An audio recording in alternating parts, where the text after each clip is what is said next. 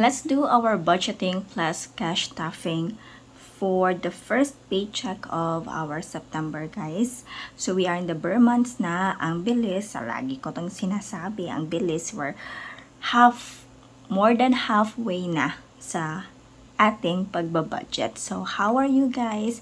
I hope you are all doing good. And I hope na okay pa rin tayo sa mga finances dyan, no? So, by the way, for those who are new, my name is Val and I do cash stuffing videos, budgeting videos, and financial tips videos, guys.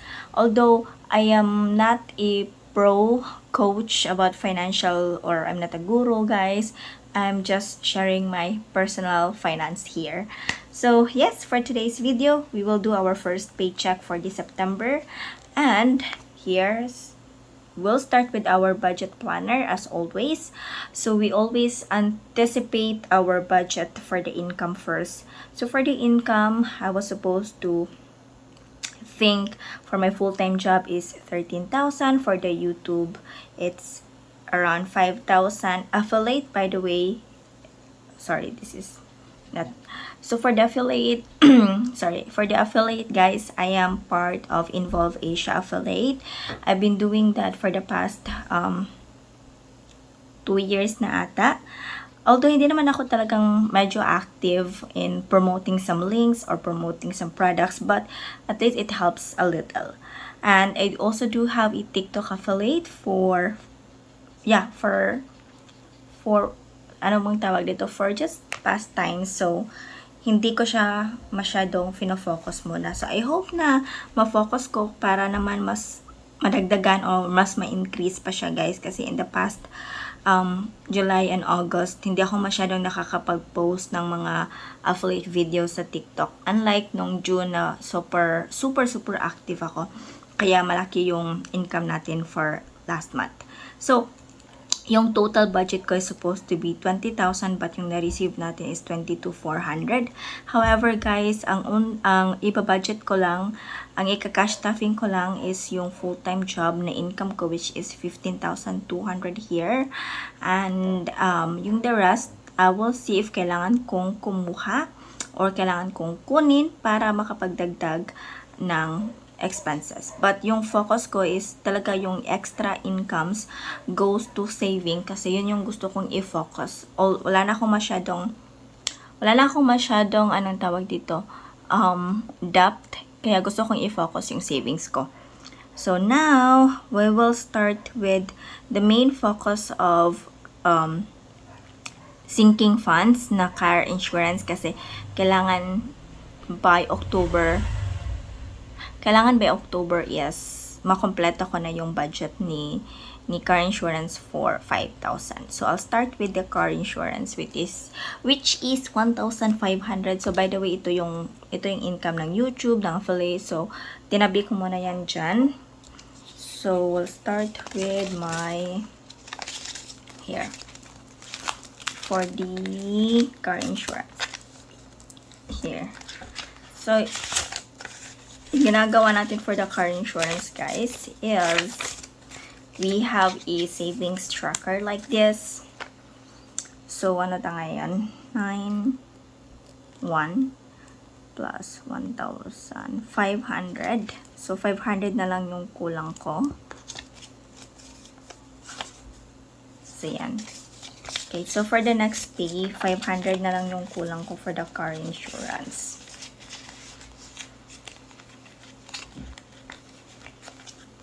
Yan. We'll do the practice later on for this 60-20-15-5 rule. Mamaya na yan kasi mas unahin ko tong pagka-cash stuffing videos natin. So next is we have the debt for the CP. So yung CP ng hubby ko, which is 2,800 yung monthly niya, pero yung binabudget ko every pay is 1,500 para 3,000 every month yung binabayaran namin. Next is the grocery. Mamaya na to. Grocery, it's still 1,500. Yung public transpo, it's 1K. Kailangan ko palang bayaran yung parking lot ng aking multicab. So, next is VECO, which is yung electricity or only utilities na binabayaran ko every month, shared with the household. There. Next is for the vitamins, 500. So, meron pa akong sobra last time. So, hindi ko siya ginagamit o hindi ko siya kinukuha dito. Just save ko lang dyan. Just in case. Kasi it's like a medical funds for us. Mamshi is yung, of course, mother-in-law.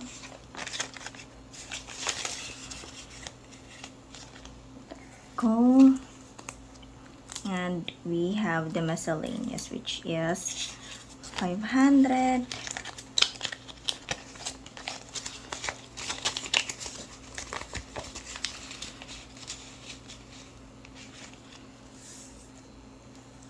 Alright, so by the way, this is rollover from last paycheck. So, mamaya ko na lang siya kukunin pag nag-ano na ako ng savings.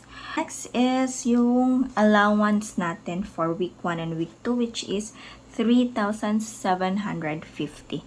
So, sa mga hindi nakakaalam po or bago pa lang dito, yung ginagawa ko before is yung allocated allowance namin is 2K each paycheck.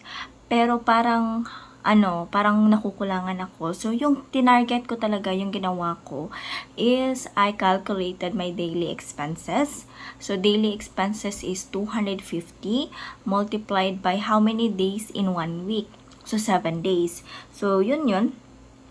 I think yung week 1 natin ngayon, it's calculated for 10 days. Yes. Kasi, yung paycheck. Siguro, i-check ko to. Pero, yun yung ginagawa ko yung tip, guys. So, week 2 is 1.5 because that's 7 days ata. Yeah, I think 7 days. So, total of 370.50. So, yun yung tip ko, guys, para malaman ninyo yung magkano talaga yung daily, expenses is, gumawa kayo ng expense tracker. So, yung daily ninyo, gagawin ninyo is, magkano ba yung transportation daily ninyo na nagagasto, yung food na nagagasto ninyo daily. So, i-multiply niyo yan by how many days in 1 week before the next paycheck. So, yun. Para this one is a very effective way for me kasi talagang nakikita ko na hindi na ako nag-short. Meron pa ngang sobra. Kaya nga meron akong rollover na envelope kasi kung ano yung sobra ng week 1 na allowance ko, dito ko nilalagay. So you see, I have rollover here. So for this one is 3,750. 4, 5, 6, 7, 8, 9, 10. 1, 2, 3, 4, 5, 6, 7, 8, 9, 10. So, 2K, 3K,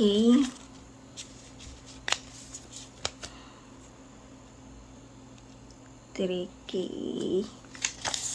Okay, wala akong 50 pesos. So, kanya na lang yan. Check ka kung meron bang dalawang 500 dito na pwede kong kaltasan. Wait lang, guys.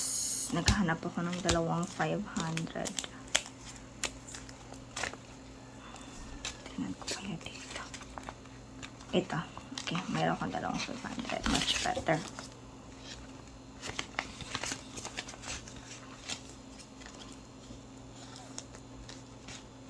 Yan.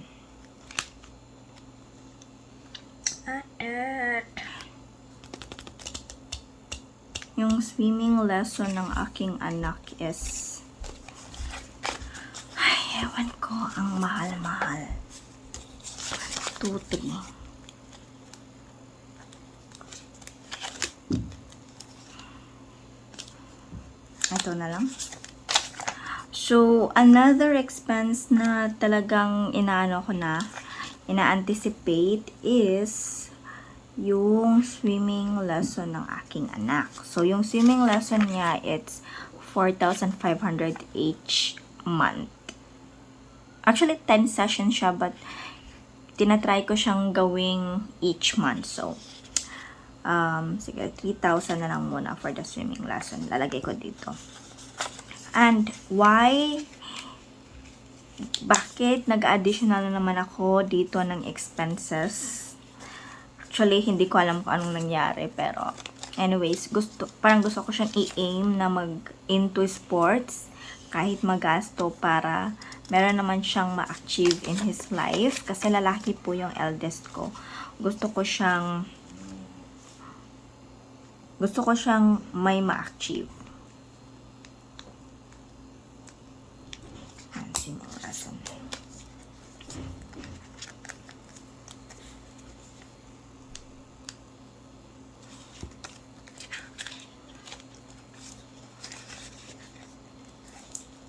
Yan, swimming lesson.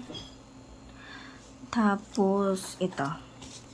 So, week 1 natin is 2,250. 5, 1,000, 1, 2, 3, 4, 5, 6, 7, 8, 9, 10, 1, 2, tapos ito naman is 5, 6, 7, 8, 9, 10, 1, 2, 3, 4, 5. Okay.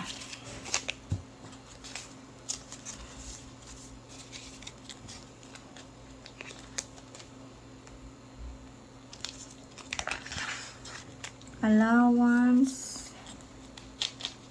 Oh, okay. Bakit nangyari dito, guys? Sige. Ang gagawin natin is, lagay natin siya ng, week 1.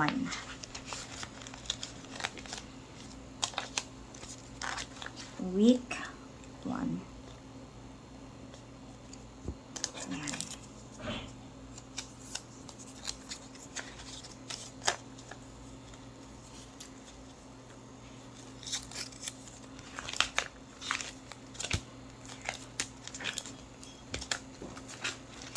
Saan ba yun? Oh, dito ko pala nilalagay. Kasi wala pa akong envelope for the birthday and for the allowance, guys. So, that's why nilalagay ko muna siya kung saan.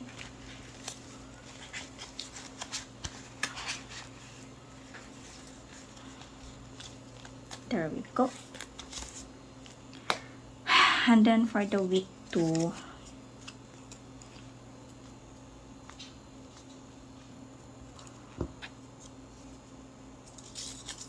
ito.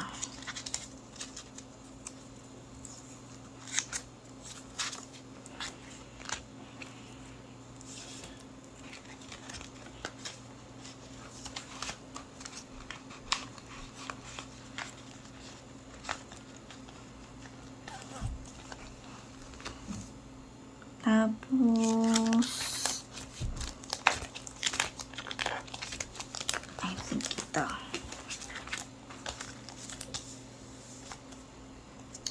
Tapos, guys, yung swimming goggles, depth is, dito ko siya kukunin sa miscellaneous. Yep.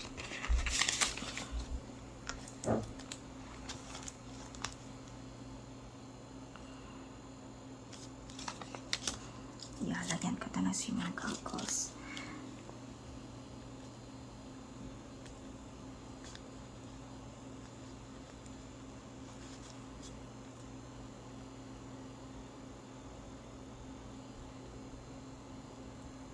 Kulang ako ng 150. So, yung gagawin ko, since kulang pa ako ng 150,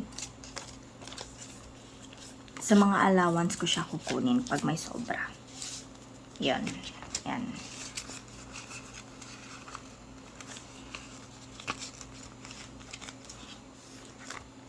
And then, I have savings.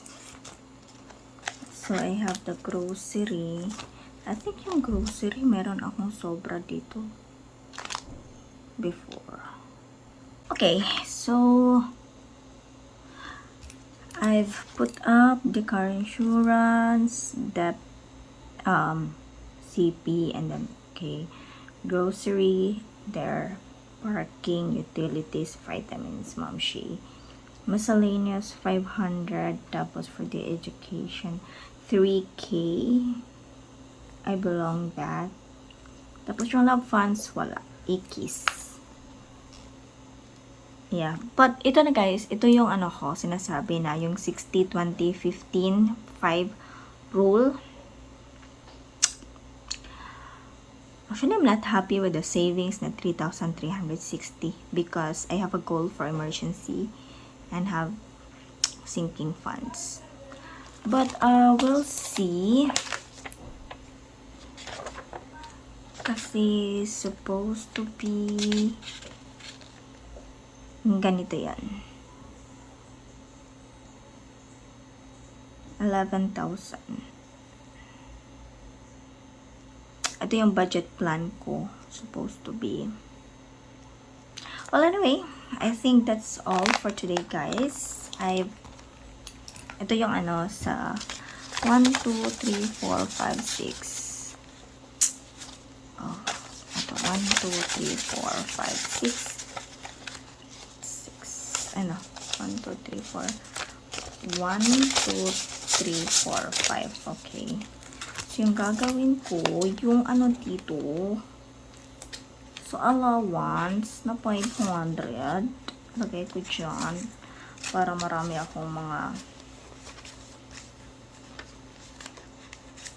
akong tag hundreds. Diba? There we go. We'll see kung mag-update pa ba or i-update ko pa ba to. We'll see guys. Yan. Okay. God is such a provider. So, ganito yung mga extra income ko for extra sidelines. And I'm thinking na hindi ko siya ipapart sa aking budgeting or cash stuffing, but it will go directly to the savings envelope because I should be saving more. Yun yung goal ko. Mamaya na lang siguro itong para saan, para kanino, and so I think that's all for today. Thank you so much for joining me, and I hope na naging informative or na-enjoy ninyo ang cash stuffing natin for today. And please do like, subscribe to my channel, and also hit the notification bell for our next videos to come up. Thank you, and I will see you in our next videos, guys. Bye-bye!